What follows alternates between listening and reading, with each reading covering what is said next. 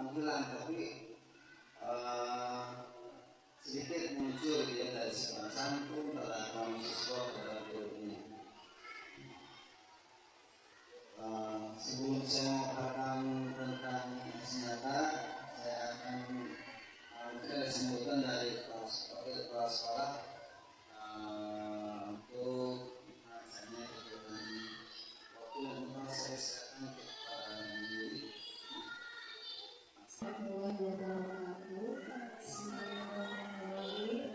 Terima kasih atas waktunya. Silakan kalau saya yang mewakili kepala sekolah, kami disuruh jadi alhamdulillah berkat adanya guru CGP SD 13 ini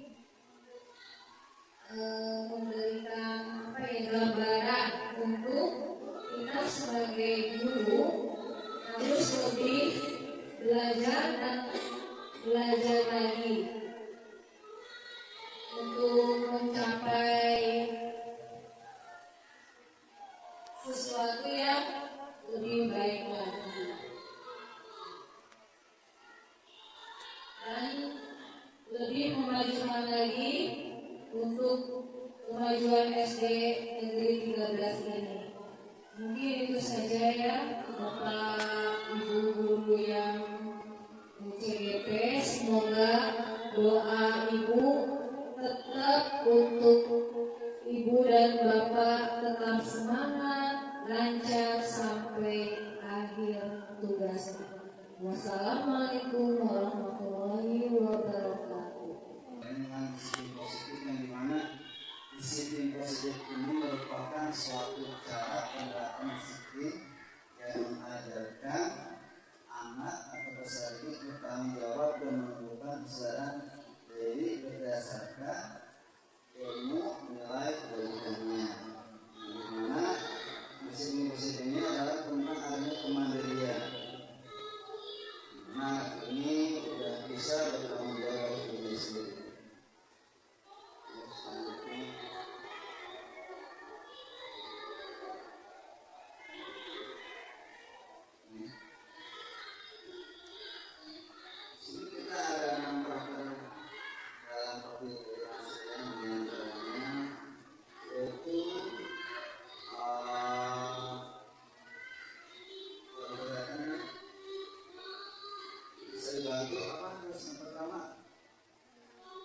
Beriman, bertakwa kepada Tuhan Yang Maha Esa dan Galak. Keduanya itu mandiri. Yang ketiga, berkeringakan, berdoa, bergotong, yang kelima, nanti menggunakan benar,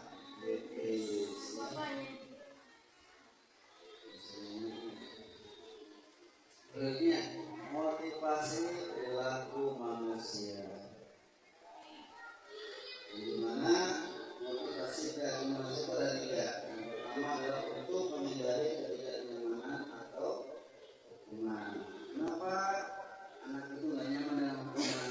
Anak itu kalau kita langsung menghukum atas kesalahan anak itu, maka terus secara tidak langsung kita menanamkan kejenuhan dan kebencian terhadap keduanya untuk mendapatkan imbalan atau penghargaan dari orang lain.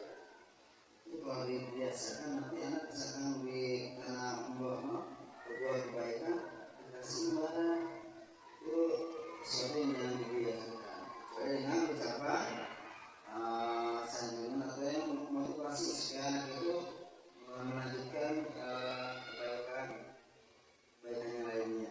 Yang ketiga, untuk menjadi orang yang mereka inginkan dan menghargai diri sendiri dengan nilai yang mereka sayangkan. Selanjutnya itu keyakinan sekolah keyakinan kelas. Mana keyakinan sekolah atau keyakinan kelas itu kita sebagai guru berperan dalam mewujudkan terbentuknya keyakinan sekolah atau kelas dengan adanya kesepakatan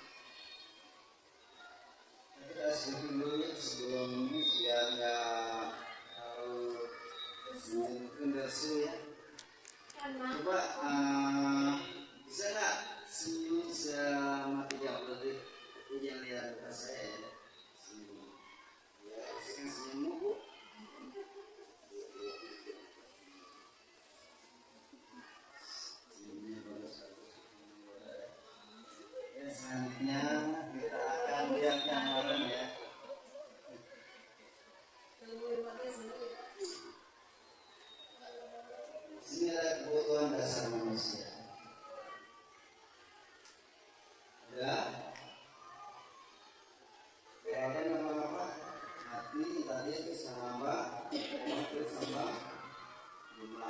Jadi kebutuhan manusia itu adalah ada berapa? Ada 5. Yang pertama tentang bertahan hidup. Yang kedua kasih sayang dan rasa diterima. Yang ketiga penguasaan. Yang keempat kebebasan. Yang kelima kesenangan. Ada sedikit kasus di sini, ada guru wali kelas 5 rasanya keberatan senang menghadapi ulah salah satu murid di sini kelasnya, di mana namanya itu Tommy. Beberapa anak telah mengeluhkan Tommy yang seringkali meminta bekal makan siang mereka dengan paksaan. Jika Anda sebagai guru menghadapi situasi seperti itu, kira-kira apa yang akan Anda lakukan menurut Anda? Dan kira-kira apa alasan Doni melakukan hal tersebut? Karena mungkin dia tidak dibekali sama mamanya, terus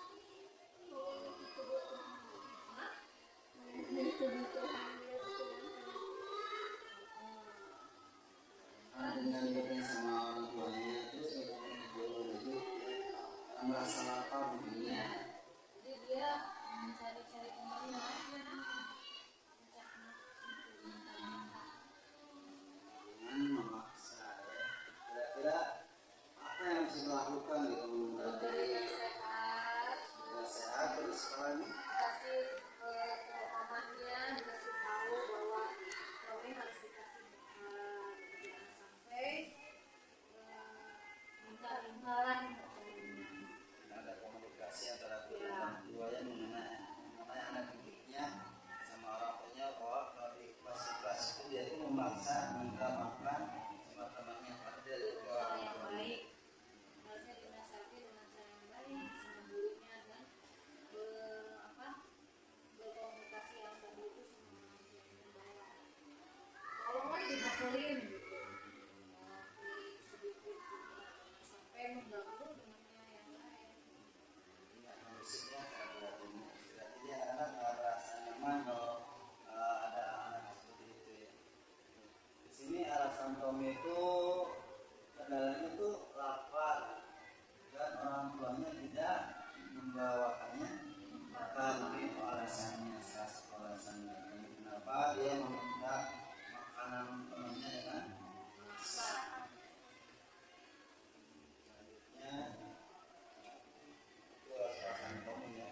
Dan kita sebagai guru juga harus memberikan tentang keyakinan kelas arahan kenapa Tommy melakukan tersebut. Kita harus ada ngobrol dulu, pendekatan dulu. Kita sisinya harus sebagai teman biar tahu bagaimana pemantauan dalam tersebut, kenapa melakukan tersebut. Jadi kita bertanya Tommy alasannya kenapa. Kita harus mengkaji ulang kenapa Tommy melakukan hal tersebut. Ternyata ada alasannya. Pertama tadi tidak dibekali oleh orang tuanya, yaitu merasa lapar. Kenapa lapar di sini adalah kebutuhan itu. Tapi caranya ya. Ini posisi kontrol restitusi. Di mana 5 kontrol. Di sini ada 5 posisi kontrol restitusi. Yang pertama guru sebagai penghukum, boleh tidak menghukum anak langsung menjas tanggal kesalahan. Biasa sih jangan ngasih arahan aja, nasihat lah. Mungkin di sini tergantung bagaimana apa yang dilakukan resolusi tersebut ya, tergantung konsekuensi atau kesepakatan kelas guru. Pertama, kenapa guru sebagai penghukum ya? Kan ada hukuman, ada konsekuensi atau sanksi dari pelanggaran yang dilakukan itu. Kedua, guru sebagai pembuat merasa bersalah. Nah, di sini posisi kita harus ngobrol sama anak supaya anak itu meyakini akan kesalahannya supaya tidak mengulangi kembali kesalahan tersebut. Jadi di sini mengenai merasa mandiri untuk bertanggung jawab atas kesehatan. Yang ketiga, guru sebagai Nah, di sini yang ketiga ini kita sebagai teman itu memantau kemajuan anak yang tadinya berbuat masalah. Kalau kita sebagai teman, otomatis anak pun secara tidak langsung ada gurunya. Nah, kita udah ngobrol, udah MOU ya, udah komitmen tidak akan mengulangi hal tersebut. Itulah fungsi guru sebagai teman, kita sebagai pemantau tentang bagaimana perkembangan anak setelah melakukan kesalahan tersebut. Keempat, guru sebagai pemantau ya, teman dan pemantau hampir satu hubungan, satu keterkaitan. Teman berarti ada pemantau yang memantau karakter, memantau perkembangan anak sampai ke mana cara pembelajarannya, sampai ke mana dia merubah sikapnya setelah dia melakukan kesalahan sebelumnya. Biasanya kelima, guru sebagai manajer, bagaimana dia harus menguasai lingkungan kelasnya, harus menguasai keadaan kelasnya. Kita bisa manajer sedemikian mungkin supaya kelas itu terasa nyaman dan tenang. Nah, posisi kontrol itu di antaranya tersebut sebaiknya guru menggunakan posisi kontrol sebagai manajer. Kenapa? Di antara penghukum, teman, pemantau lainnya, manajer itu mencakup semuanya. Jadi posisi kita sebagai manajer bagaimana memposisikan anak peserta kita di kelas. Oke, menurut saya kan? Ada enggak?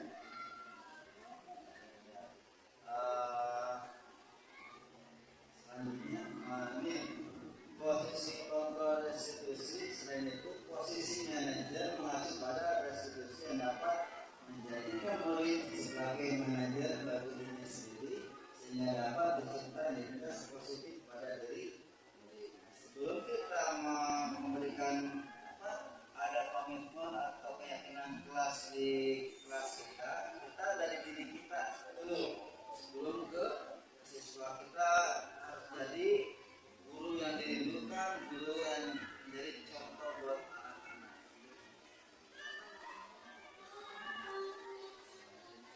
Itu nanti tahapan dalam segitiga diskusi yang dimana yang pertama adalah menstabilkan identitas validasi, yang kedua tindakan yang ketiga menanyakan keyakinan.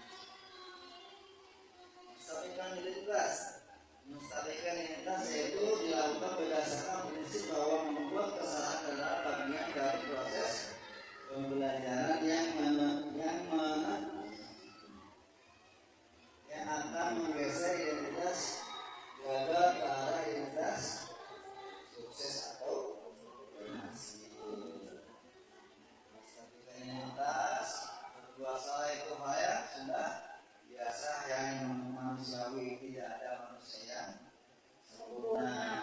Kita pasti menyesuaikan permasalahan ini ke Bapak Ibu, tidak tertarik untuk mencari tahu siapa yang bersalah dan siapa yang benar ya. Tertarik untuk menyelesaikan masalah. Kalau kamu menyerahkan dirimu sendiri terus menerus, apakah kamu bersikap baik pada dirimu sendiri? Itu tidak.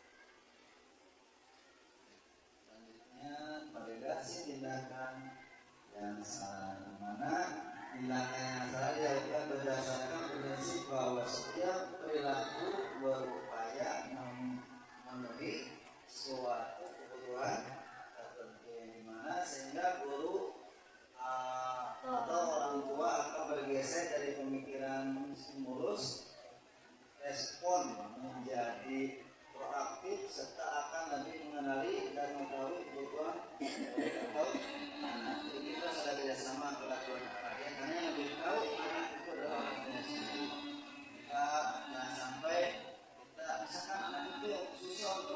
dibenerin. Mungkin pola asuh orang tuanya kita nggak tahu bagaimana kenapa anak itu ini misalkan berantem terus karena dia itu di rumah sering nonton FF atau main F atau Mobile Legends atau nonton Smackdown. Ya, secara langsung anak itu melakukan hal seperti sekolah di kelas. Dan guru kita susah. Anak itu bisa diarahkan, dimarahi, malah takut untuk sampai apa? Ya sampai dia sampai ngumpul dengan muridnya. Mungkin ini ada pola asuh yang salah dari orang tuanya. Maka baiknya kita biasanya dengan orang tuanya bagaimana cara dia di rumahnya sehingga di kelas itu memberikan contoh bagaimana itu berantem ke yang lainnya. Ini tuh kita harus kolaborasi dengan orang tua. Ini validasi tindakan yang salah. Sesuatu kamu pasti punya alasan mengapa melakukan. Nah itu pasti punya alasan kenapa berantem di kelas. Oh bapak dari memaksa mengambil makanan dari temannya. Sebenarnya apa yang penting bagi kamu dari hak pesan tersebut? Kamu boleh tetap berusaha menjaga sikap itu, tapi tambahan sikap yang lain yang baru apa kamu belajar sana lain untuk mendapati yang kamu perlukan tanpa harus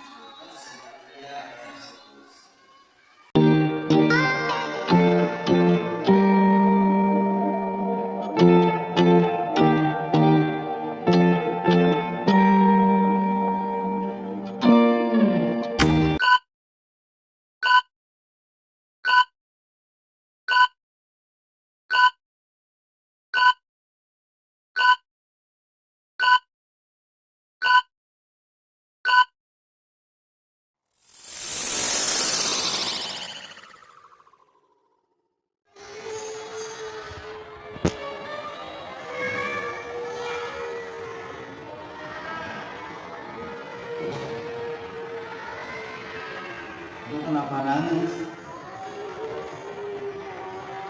Mainkan, menjawabnya mainkan.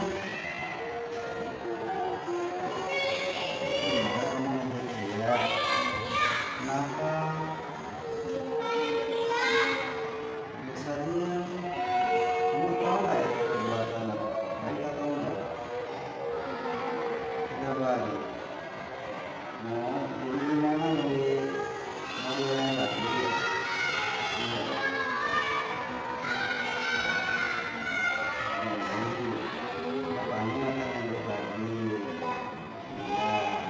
Bagaimana?